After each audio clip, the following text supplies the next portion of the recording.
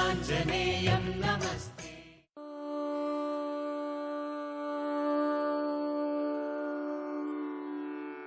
उत्तिष्ठोत्तिष्ठ सामीरि पूर्वा सन्ध्या प्रवर्तते। उत्तिष्ठ हरिशार्दूलम् कर्तव्यं भक्तपालनम्। उत्तिष्ठोत्तिष्ठ कीशेष उत्तिष्ठ विजयध्वज। उत्तिष्ठ हनुमान् वीर त्रैलोक्यं मङ्गलं कुरु। श्रीराम नाम जपसीधुरस प्रमोद। सीता मनोहर पदाम्बुज भक्तियुक्ता। श्रीराम कार्य सफलीकृत कीर्ति सान्द्रा। श्रीरामदूत हनुमान् तव सुप्रभातम्। उत्तिष्ठ कीशपति रुग्म रुचि प्रदीप्त। उत्तिष्ठ केसरि तनूज महोरुतेज। उत्तिष्ठ भक्त जनपालन काङ्क्षितात्मन्। श्रीरामदूत हनुमान् तव सुप्रभातम्। श्रीकण्ठवीर्य जनिताद्भुत देवमौळे। ओङ्कार रूप महितोन्नत रूपशीला। षड्वीजवर्ण ललितामल दिव्यकीर्ते। श्रीरामदूत हनुमान् तव सुप्रभातम्। क्रोडाश्ववानर मृगेन्द्र खगेन्द्र कण्ठा। पञ्चाश्वभास घन शाश्वत देवदेव। पिङ्गाक्ष वीण कृपामृत वारिराशे। श्रीरामदूत हनुमान् तव सुप्रभातम्। रक्तपिशाच भयभूत महार्तिनाशा। विद्यायुरैश्वर्य बलारिशय प्रदाता। प्रत्यक्ष देव नरकामित पारिजाता। श्रीरामदूत हनुमान् तव सुप्रभातम्। श्रीललिताञ्जलि समुद्भव रत्नदीपा। कीशेष केसरि महोदय पुत्र रत्ना। वायुर्वरात्मज महर्षि सुरासि सेव्या। श्रीरामदूत हनुमान् तव सुप्रभातम्। सपाश्वशिष्य सकलान्तर वेद वेद्या। सुग्रीवमित्र दशकण्ठ मदावहर्ता। सौमित्र जीवित सिताम्बुज पूर्ण सोमा। श्रीरामदूत हनुमान् तव सुप्रभातम्। उल्लङ्घ्य सिन्धु सिलिम्प ममानतुल्यम्। सीतापति विपुल शोक निवारणाद्यम्। विश्वासकल्पित समर्पित ज्ञानमुद्रा। श्रीरामदूत हनुमान् तव सुप्रभातम्। भक्तार्तिदूर दुरितौषु निवारणाढ्या।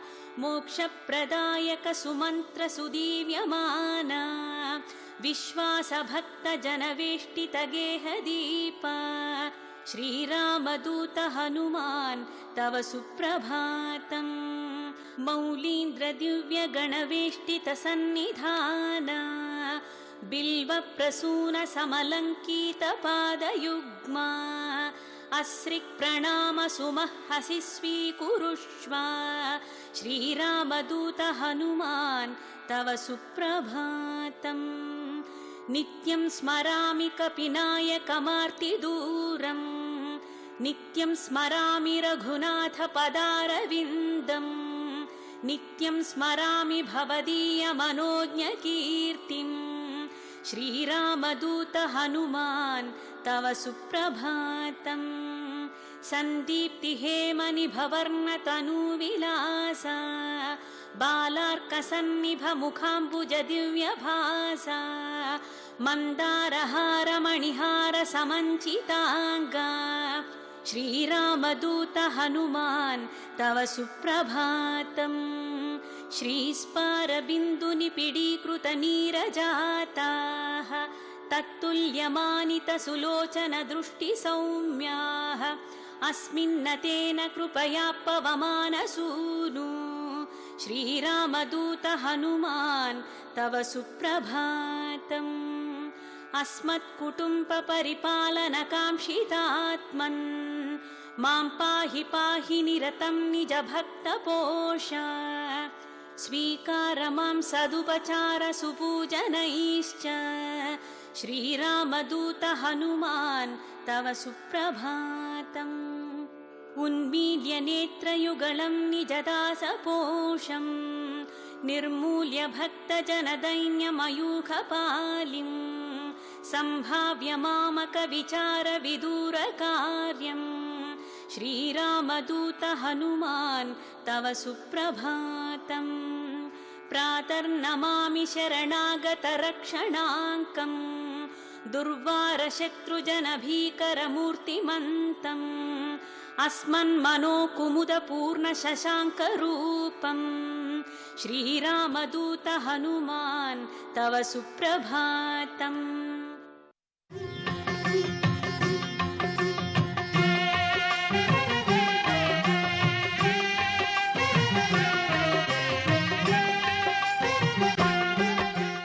శ్రీ మహాగణాధిపతయే నమః. శ్రీమాత్రే నమః. ఓం నమః శివాయ. కార్తీక దామోదరాయ నమః. కార్తీక మాసంలో శివకేశవుల ఆరాధనతో పాటుగా కొన్ని ప్రత్యేకమైన కార్తీక నియమాలను పాటిస్తే చక్కటి శుభ ఫలితాలు కలుగుతాయి. ఈ కార్తీక నియమాలను గురించి నారద మహర్షి పృథు చక్రవర్తికి వివరించాడని స్కంద పురాణంలో ప్రామాణికంగా చెప్పడం జరిగింది. నారద మహర్షి పృథు చక్రవర్తికి చెప్పినటువంటి ఆ కార్తీక నియమాలను మనం పరిశీలించినట్లయితే, కార్తీక మాసంలో ఆవాలు పులుపు పదార్థాలు ఆహారంలో స్వీకరించరాదు, పప్పు దినుసులు ఆహారంలో స్వీకరించరాదు, అలాగే గోధుమ రవ్వ, వంకాయ, సొరకాయ, గుమ్మడి, ములగ, వెలగపండు వీటిని ఆహారంలో స్వీకరించరాదని నారద మహర్షి పృథు చక్రవర్తికి వివరించాడు.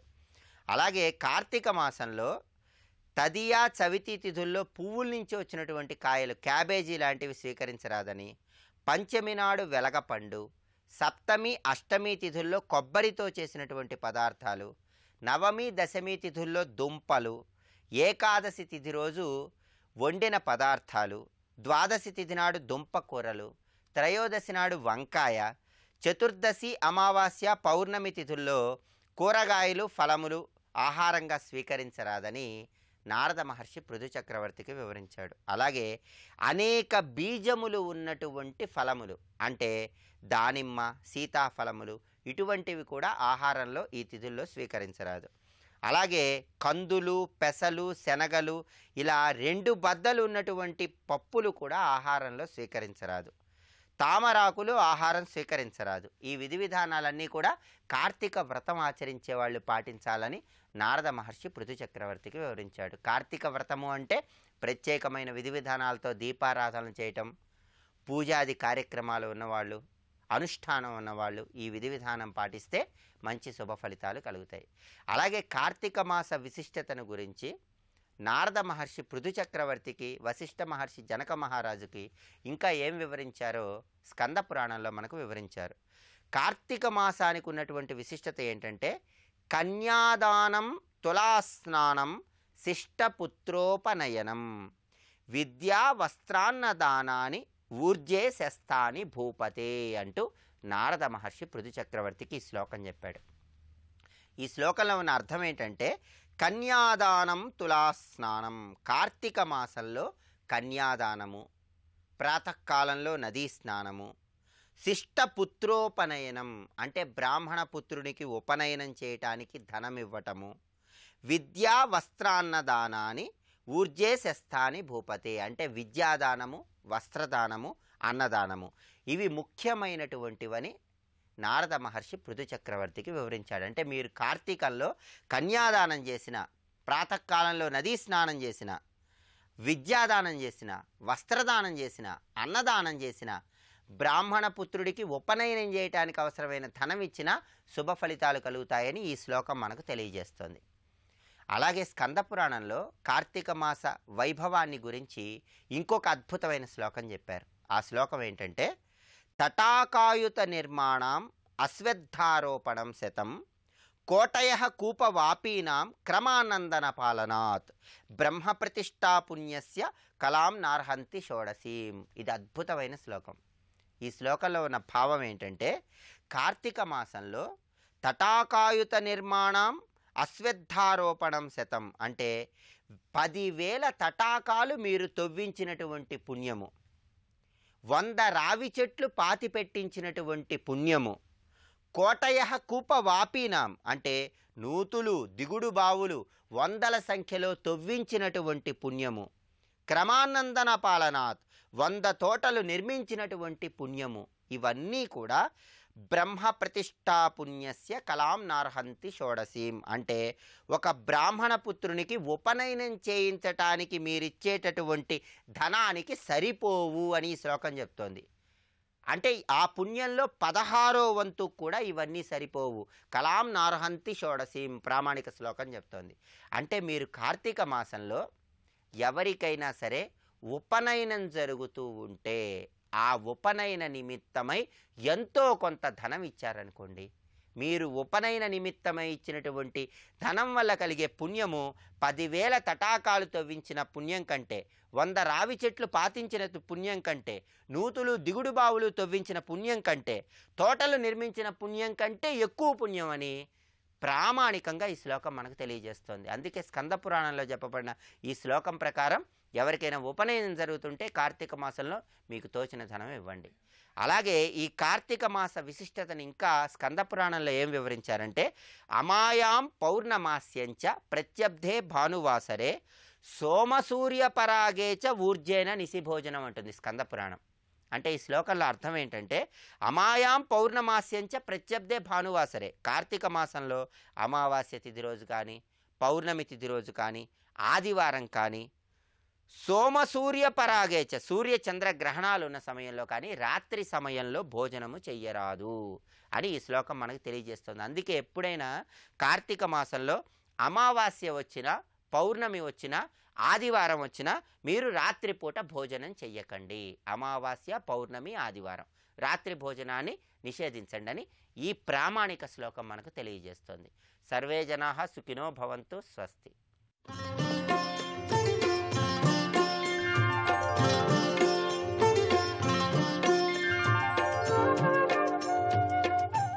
పంచయజ్ఞ ప్రియ అని లలిత సహస్రనామంలో అమ్మవారిని అన్నప్పుడు అందులో లలిత సహస్రనామాలలో కూడా అపర్ణ అని ఒక నామం వస్తుంది.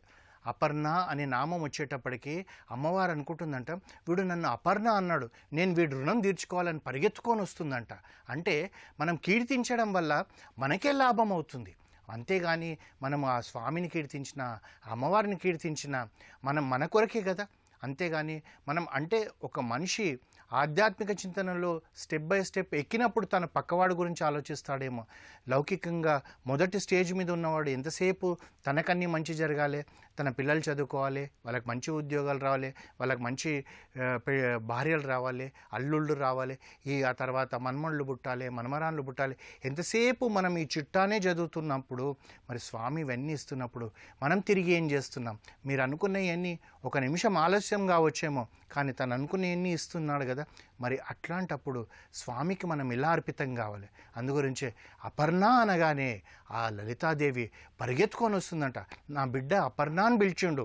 అపర్ణ అంటే నేను వెంటనే రుణం తీర్చుకోవాలి, వీడు నన్ను పిలిచాడు కనుక నేను రుణం తీర్చుకుంటానని చెప్పి పరిగెత్తుకొని వస్తుందంట. అది ఆ యొక్క దైవయజ్ఞంలో మనం పొందే ఫలం.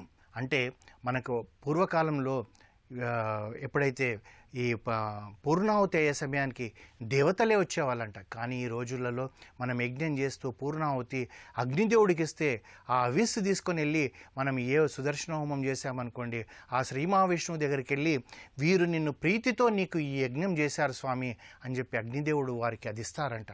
అది తీసుకున్న స్వామి కూడా ఓహో వీడు నా కొరకు ఇంత ప్రీతిగా యజ్ఞం చేశాడా, అయ్యో నా బిడ్డకి నేనేం తిరిగి ఇవ్వాలి, ఏమడిగాడు, ఏమి కోరుకున్నాడు, అది వెంటనే నేను ఇస్తానంటాడు. ఆ విధంగా దైవయజ్ఞం చేయడంలో మనం ఏది కూడా నష్టపోం, లాభమే పడతాము. కానీ మళ్ళీ నేను చెప్తున్నాను, ఈ సమయం లేదనే భావన ఉండకూడదు. సమయాన్ని కేటాయించుకోవాల్సిన బాధ్యత మనదే. ఏ విధంగానన్నా ఎక్కడైనా సరే నిల్చున్నా, కూర్చున్నా, పడుకున్నా, ఎక్కడైనా సరే మన శ్వాసలో మన గుండె లబ్డబ్ లబ్డబ్ అనేది మానేయాలి. రామా రామా రామా రామా అంటూ ఉండాలి. ఆ విధంగా మనము అంటే ఇది ఒక్క రోజులో వచ్చేది కాదు. దాన్ని మనం ఆ విధంగా మనం అభ్యాసం చేస్తే తప్పనిసరిగా ఆ విధంగా మనం వచ్చే అవకాశం ఉంటుంది. దానికి మనం ఏం చేయాలి, ఎప్పుడు చేయాలనేది కూడా మన చేతుల్లోనే ఉంది. కనుక మనం ఏ విధంగా ఎప్పుడు కూడా ఆ నామస్మరణ చేస్తూ ఉండాలి. ఆ దైవయజ్ఞంలో తప్పనిసరిగా ప్రతిరోజు పాల్గొనాల్సిందే. ప్రతిరోజే కాకుండా ప్రతి క్షణం అనుక్షణం కూడా ఇది యజ్ఞం అన్న భావనతోటి మనం ఉండాలి. మనం ఒక చిన్న ఉదాహరణ చెప్తానండి. ఒక కుమ్మరి ఉన్నాడు అనుకోండి, అతను కుండలు చేసేటప్పుడు ఆ మట్టితోటి ఆ చక్రం మీద పెట్టి చేసినప్పుడు ఏ విధంగా దాన్ని రెండు చేతులతో ఇలా తీర్చిదిద్దుతూ ఉంటాడు. ఒక్క క్షణం అటు ఇటు కూడా చూడడు. ఎందుకంటే చూశాడంటే ఏమాత్రం వేలు తగిలినా కానీ ఆ పూర్తిగా అయిపోతున్న ఆ కుండ మళ్ళీ ముద్దగా మారుతుంది. మన జీవితం కూడా అలాగే అయిపోతుంది. అందుగురించి అనుక్షణం మన కళ్ళల్లో ఆ స్వామే కనబడాలి, మన కళ్ళల్లో అమ్మవారే కనబడాలి. ఆ విధంగా మనం అభ్యాసం చేస్తే తప్పనిసరిగా ప్రతి వ్యక్తిలో మనం శ్రీరామచంద్రమూర్తిని చూడవచ్చు, ప్రతి స్త్రీలో లలిత అమ్మవారిని చూడవచ్చు. ఆ విధంగా మనం పెంచుకోగలిగితే మా అమ్మ లలిత, ఆ పరస్త్రీ నా తల్లి అన్న భావన ఉంటే మనం ఎక్కడ ఎప్పుడు ఏ విధమైన తప్పులు చేయము. సమాజంలో ఈ రోజులలో జరుగుతున్న అరాచకాల కారణం అంతా కూడా ఈ పంచమహాయజ్ఞాలు అనేది మనం మర్చిపోవడం వల్లనే జరుగుతుంది. అందుగురించే అనుక్షణం మనం ఆలోచించాల్సిందంతా కూడా ఏమంటే, నాకు ఈ అవకాశం ఇచ్చాడు నా స్వామి. ఎందుకంటే నేను అనుభవించడానికి అన్నీ ఇచ్చాడు. శారీరకంగా అనుభవించడానికి, మానసికంగా అనుభవించడానికి ఇచ్చాడు కనుక నేను తిరిగి తనకి ఏమి ఇవ్వలేను. నేను చేయాల్సిందంతా కూడా ఏంటిదంటే ఈ దైవయజ్ఞం చేస్తానన్న ఒక తపనతోటి అనుక్షణం మనం చేస్తూ పోతుంటే ఆ మొదటి యజ్ఞంలో మనం సఫలీకృతమైతే ఆ స్వామి కూడా ఎంతో సంతోషపడతాడు. నా బిడ్డ ఎంత మంచిగా నేర్చుకున్నాడు, పంచమహాయజ్ఞాలలో ఈ దైవయజ్ఞం నేర్చుకున్నాడు, వీడు ముందు ముందు ఇంకా వీడికి కావాల్సిన అన్ని మంచి ఆలోచనలు మంచి పనులు చేసేటట్టుగా నేను అవకాశం ఇస్తానంటాడు. మళ్ళీ మళ్ళీ మనం అనుకోవడానికి ఈ దైవయజ్ఞం నేర్చుకోవడం వల్ల, చేయడం వల్ల ఏమొస్తుందంటే మనలో మార్పు వస్తుంది. మనం ఇంతకుముందు అనుకున్నట్టుగా ఆ గొంగల్ పురుగు నుంచి సీతాకోక చిలుక అయినట్టుగా అవుతాం మనం. అంటే మనం కనబడడానికి మానవ రూపంలో ఉన్నామేమో, మన లోపల ఎన్ని రకాలమైన రాక్షస గుణాలు ఉన్నాయి మనం సమాజంలో చూస్తున్నాం. ఏది లేకపోయినా అని కనీసం మనిషిలో ఎదుటి వాళ్ళని చూస్తే ఓర్వలేని గుణం ఉంది. మరి ఈ గుణం పోవాలంటే ఆ స్వామి పాదాల దగ్గరికే మనం వెళ్ళాలి. అప్పుడే మనము ఆ స్వామి కూడా అనుకుంటాడు మనిషికి కావలసిన గుణాలన్నీ వీళ్ళ లోపల ఉన్నాయని. అందుగురించే కదా మానవ రూపం ఎత్తి ఆ రామచంద్రమూర్తి మనకేం జరిపించాడు. ఒక శత్రువే తనని అన్నాడు, రామో విగ్రహాన్ ధర్మాన్ని. అంటే అతను ఏం చెప్తున్నాడు రావణాసురుడికి, రావణా నువ్వు మాట్లాడేదన్నీ తప్పు రాముడు గురించి. అసలు రాముడు అంటే ఏమనుకుంటున్నావో తెలుసా, ధర్మం అనే ఒక రూపం ఉంటే అదే రాముడు, ధర్మానికి ఇంకొక రూపం లేదు, ధర్మం అంటేనే రాముడు అని చెప్పాడు. ఆ విధంగా మనం కూడా ఆ పరమాత్ముడు మనల్ని మెచ్చుకునేటట్టుగా జరగాలంటే ఇవన్నీ మనం దైవయజ్ఞంలో నుంచే మనం నేర్చుకోగలుగుతాం. అంతేగాని మనం అనుకోకుండా ఎంతో సమయాన్ని మనం వ్యర్థం చేసుకుంటున్నాం. ఒక్కసారి ఆలోచించండి, సాయంకాలం ఆఫీస్ నుంచి వచ్చినాక ఒక అరగంట ఆ స్వామి ఎదురుగా కూర్చోవడానికి మనకు సమయం లేదా? మనం ఒక అరగంట 108 సార్లు ఆ అష్టాక్షరి మంత్రం చదవడానికి మనకు అవకాశం లేదా? పంచాక్షరి మంత్రం చదవడానికి మనకు అవకాశం లేదా? మనం పనికొచ్చి పనికి రాని అంటే మనం ఎంత సమయాన్ని వ్యర్థం చేసుకుంటున్నామో ఈరోజు మనం చూసుకోండి. ఈ రోజులలో మనకు టెక్నాలజీ పెరిగింది, టెక్నాలజీని మన మంచికి ఉపయోగించుకుంటలేం. మనమంతా ఏం చేస్తున్నాం, సమయాన్నంతా స్మార్ట్ ఫోన్లను టీవీలు చూస్తున్న సమయాన్ని వ్యర్థం చేస్తున్నాం. అంటే దానివల్ల మంచి లేదా అంటే మంచి ఉంది, మంచిని గ్రహించండి. కానీ ఆ మంచితో పాటు నువ్వు చేయాల్సిన ముఖ్యమైన పనులలో ఈ పంచమహాయజ్ఞాలలో మొట్టమొదటిదైన ఆ దైవయజ్ఞాన్ని వదిలేసి నువ్వు ఏది చేసినా కానీ నీ జీవితంలో వ్యర్థమైపోతుంది. మళ్ళీ మనకి ఈ మానవ జన్మ నుంచి మోక్షం వస్తుందా, మానవ జన్మ నుంచి మనం తిరిగి ఏమవుతామన్నది మన చేతిలోనే ఉంది. అది పరమేశ్వరుడి చేతిలో కూడా లేదంట.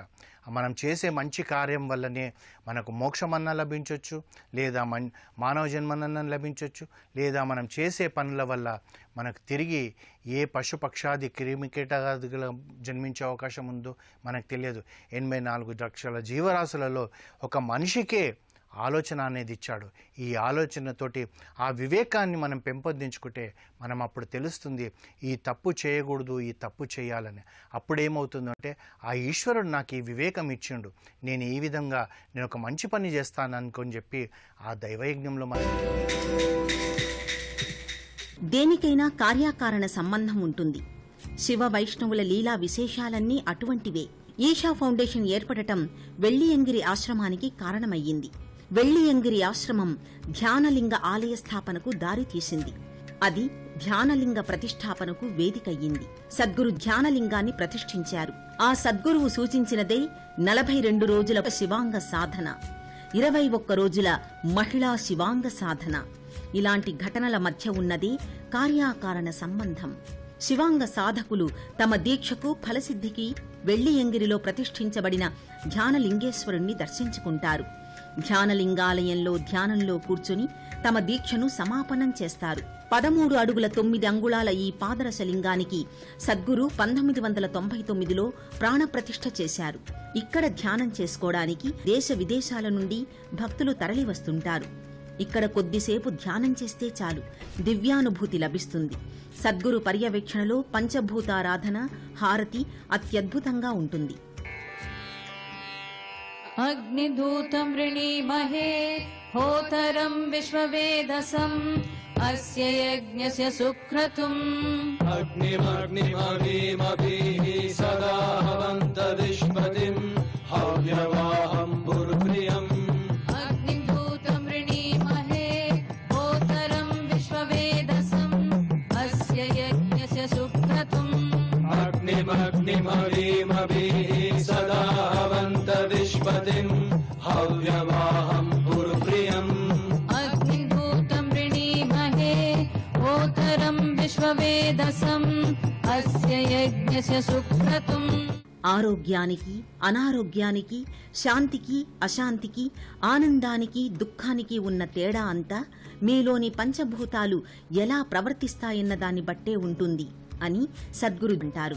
పంచభూతాలు ప్రకృతిలో ఉన్నాయి, మన మనశ్శరీరాల్లోనూ ఉన్నాయి.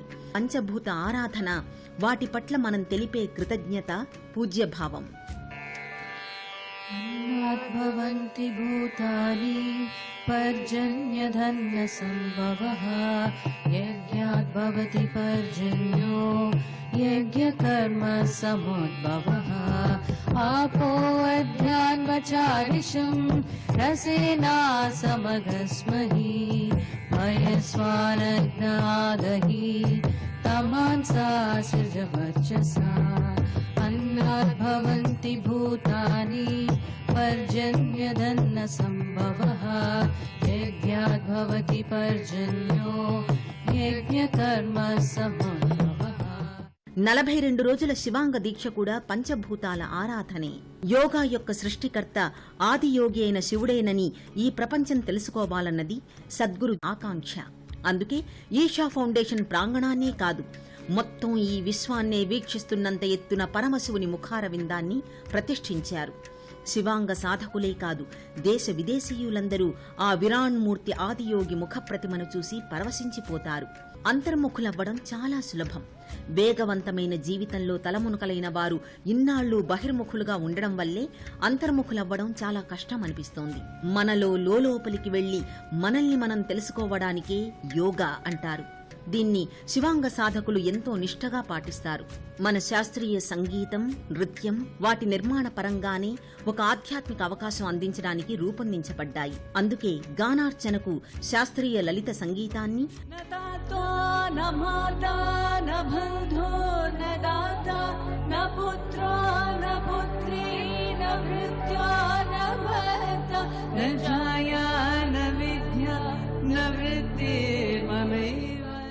నృత్యారాధనకు శాస్త్రీయ నృత్యాభినయాల్ని ప్రదర్శిస్తున్నారు. మనోల్లాసానికి, భావోద్వేగానికి ఈషా ఫౌండేషన్ ఎంతో ప్రాముఖ్యతనిస్తోంది.